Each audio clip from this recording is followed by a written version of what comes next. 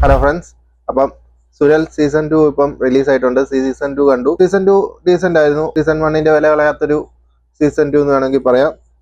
അത്യാവശ്യം നല്ല ത്രില്ലിങ് കാര്യങ്ങളെല്ലാം ഉള്ള 8 എപ്പിസോഡ് വരുന്ന ഒരു സീസണാണ് ഇപ്പോൾ റിലീസ് ആയിരിക്കുന്നത്. സീസൺ 1നെക്കാട്ടിലും കുറച്ചുകൂടി എൻഗേജിങ് ഒക്കെ ആയിട്ട് തോന്നിയായിരുന്നു.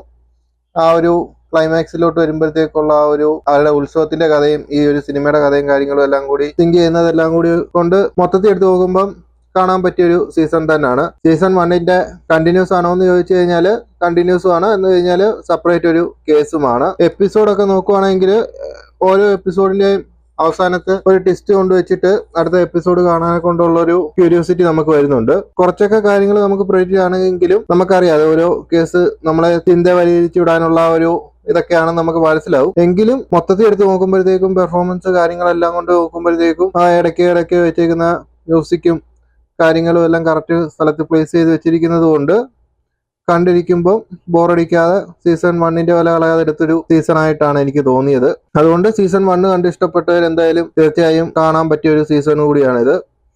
അപ്പൊ ശരി ഫ്രണ്ട്സ്, അടുത്തൊരു വീഡിയോയുമായിട്ട് വീണ്ടും കാണാം. ബൈ. നീ എവിടെ പരിപാടി അവതരിപ്പിച്ചാലും ഇത് തന്നെയാണല്ലോ നിന്റെ വിധി.